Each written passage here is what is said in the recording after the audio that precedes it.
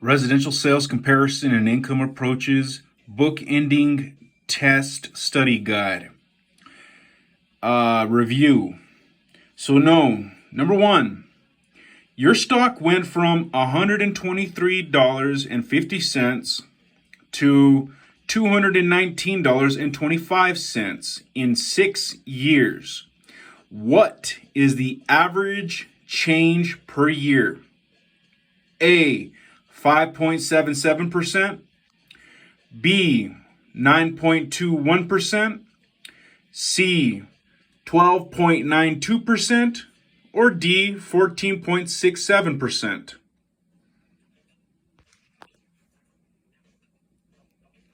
The answer is C, 12.92%. Now, you missed this one on your test, so you're going to have to figure out the correct formula to solve that, but the answer was 12.92%. And unfortunately, on this test, they weren't giving the formula for you to study.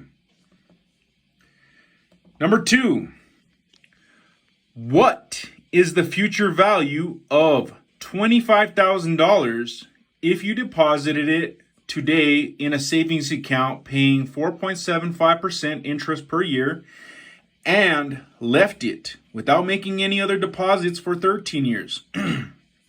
A, $39,345.90. B, $42,319.55. C, $45,702.76. Or D, $49,668.02. The answer is C, $45,702.76. You answered that correctly when you took the test.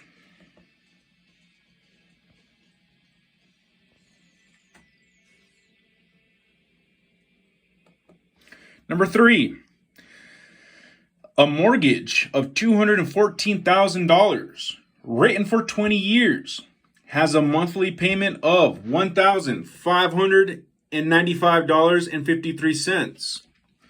What is the interest rate? A, 5.4%. B, 6.5%. C, 6.7%. Or D, 7.2%.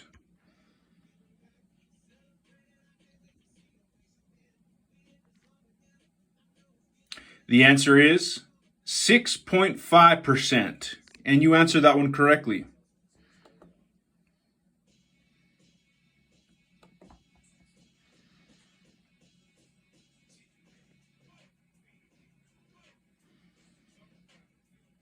Number four, sale prices and rents at time of sale. $145,000 was the price, and the rent was $1,100 on that comp. The next comp was sold for $140,000, and it rented for $1,050. The next comp sold for $133,500, and it rented for $1,000 a month. The next comp sold for $150,000 and it rented for $1,500 per month. The next comp sold for $128,000 and it rented for $950 a month. The next comp sold for $117,000 and it rented for $900 a month. And then lastly, the last comp sold for $137,500 and it rented for $1,000 per month. What is the mode of the rents? A, $900. B, $950. C, $1,000. Or D, $1,100.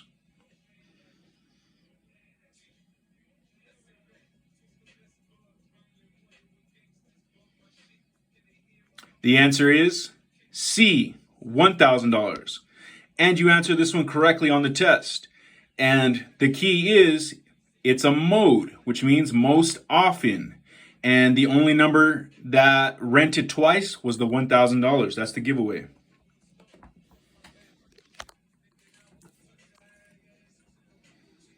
Number 5, how much is, and it shows bracket and then parentheses.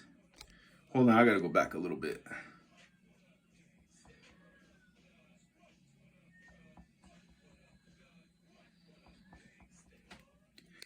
$68.7 minus 42.8 plus 17. That was in parentheses. And then it showed the next part was minus, and then parentheses, 2.68 multiplied by 3.6 parentheses, and then that bracket ends. And then lastly, it's divided by 1.71. A, 3.98.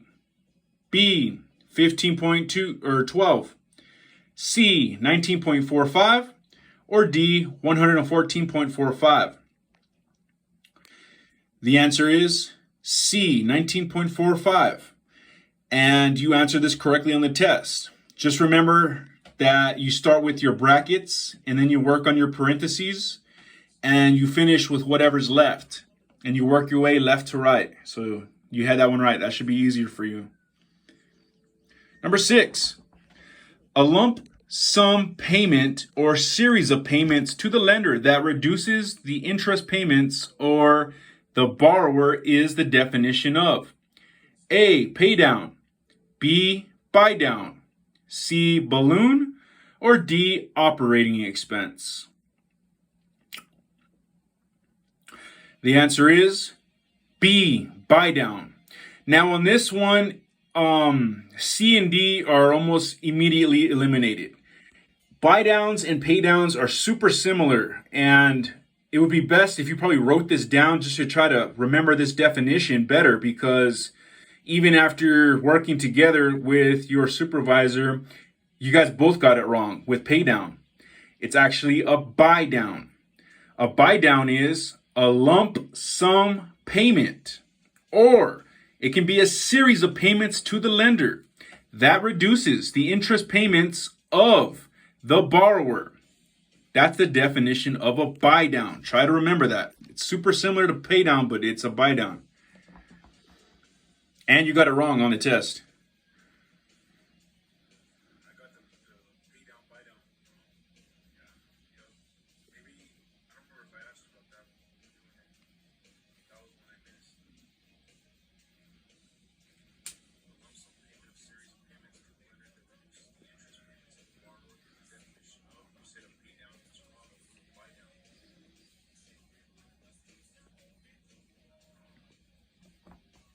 Number 7.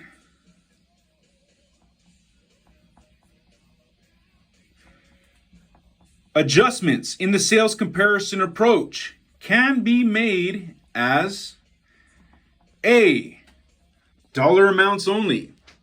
B, dollar amounts or percentage amounts.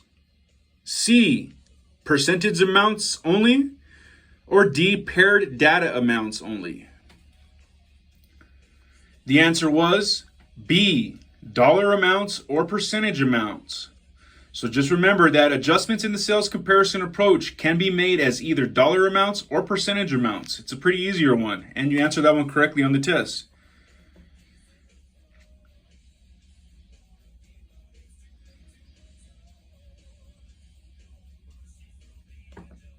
Number 8, blank analysis is based on numbers and results in either dollar or percentage amounts. A, qualitative. B, comparative. C, statistical. Or D, quantitative. The answer was D, quantitative. Quantitative analysis is based on numbers and results in either dollar or percentage amounts. The little giveaway for this one to remember is quantitative has the letter N in it. And when you see that letter N, you think of the word numbers. And you answer that one correctly.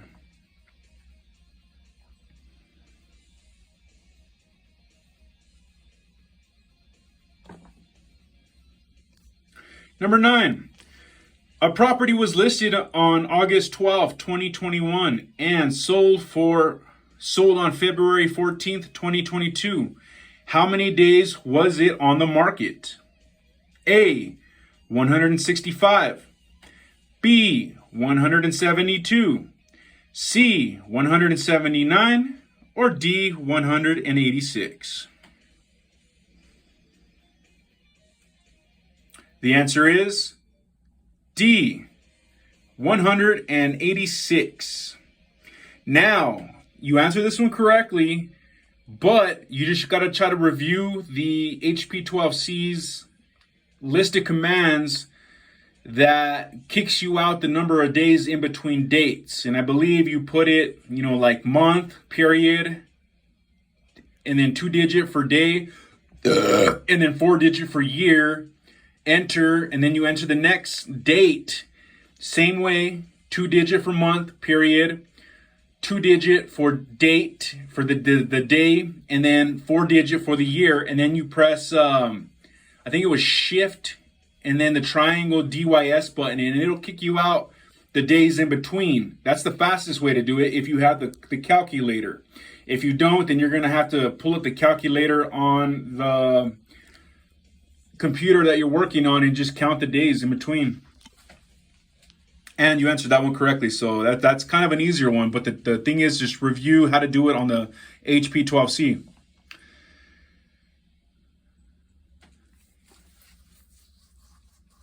Number 10. A comparable property sold 3 months ago for $162,000.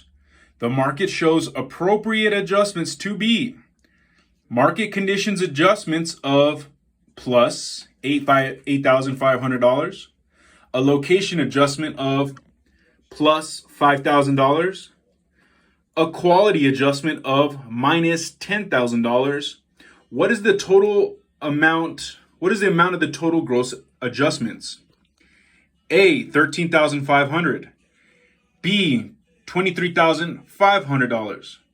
C, $3,500 plus, or D, minus $3,500.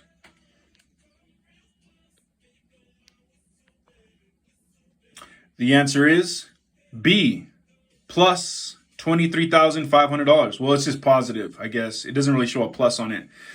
Now, the formula for this, it's asking for the total gross adjustments. That means you just add them all together. It doesn't matter if it's a plus or minus. They want to know the total amount of adjustments that were made. So what you're going to do is you take $8,500, add $5,000 to it, and then add another $10,000 to it.